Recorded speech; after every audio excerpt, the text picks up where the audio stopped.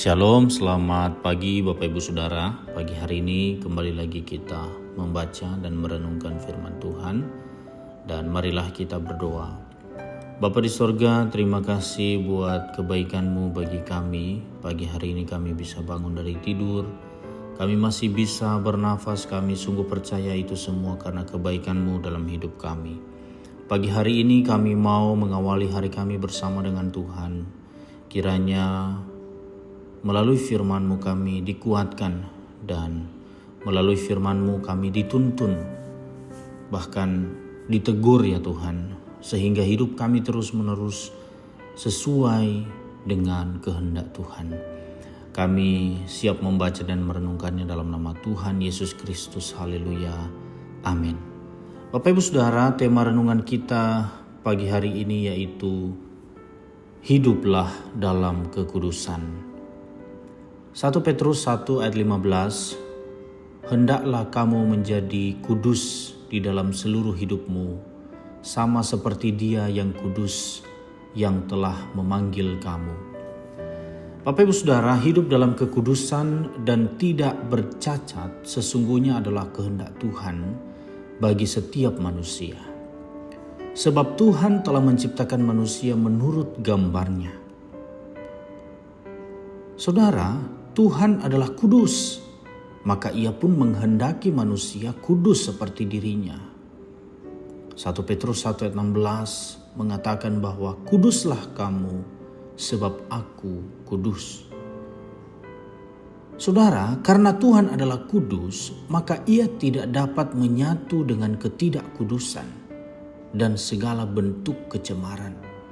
Dengan kata lain, kalau kita tidak hidup dalam kekudusan, kita pun tidak dapat menyatu dengan Tuhan.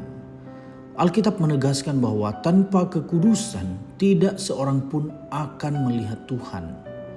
Maka dari itu kejarlah kekudusan. Ibrani 12 ayat 14. Saudara, apabila kita ingin melihat dan mengalami kehadiran Tuhan, syarat mutlaknya adalah hidup dalam kekudusan.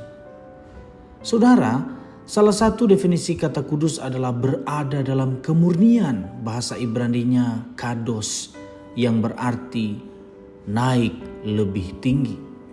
Artinya Tuhan memanggil orang percaya untuk hidup sesuai dengan standarnya. Level hidup yang naik ke arah Kristus, yaitu hidup sebagaimana Kristus hidup dan berpikir sebagaimana Kristus berpikir. Hidup kudus berarti pula hidup terpisah dari segala bentuk dosa dan mempersembahkan hidup hanya bagi Tuhan. Karena tubuh kita adalah bait Allah. 1 Korintus 3 ayat 16, tidak tahukah kamu bahwa kamu adalah bait Allah dan bahwa roh Allah diam di dalam kamu.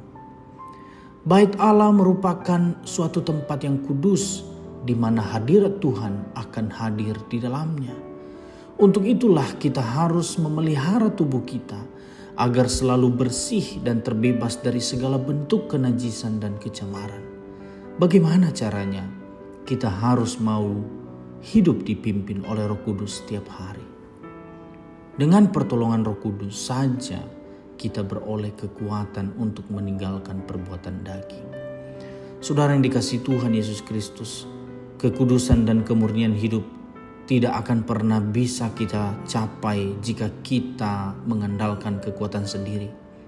Tanpa bergantung kepada anugerah dan kekuatan dari Tuhan, tanpa Roh Kudus kita tidak akan mampu.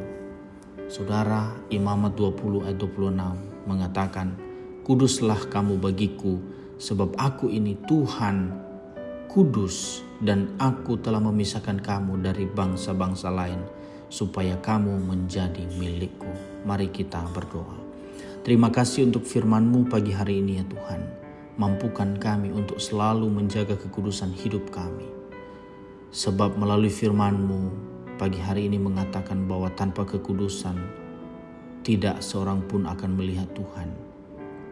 Ya Tuhan, biarlah kami di tengah-tengah berbagai tantangan hidup saat ini kami tetap mampu menjaga kekudusan hidup kami di hadapan Tuhan. Karena itulah yang Tuhan senangi dan Tuhan mau kami lakukan. Terima kasih Tuhan sudah mengingatkan kami melalui firman-Mu pagi hari ini. Kami menyerahkan aktivitas kami sepanjang hari ini ke dalam tangan-Mu ya Tuhan. Pimpin dan sertai kami. Dalam nama Tuhan Yesus kami berdoa. Amin.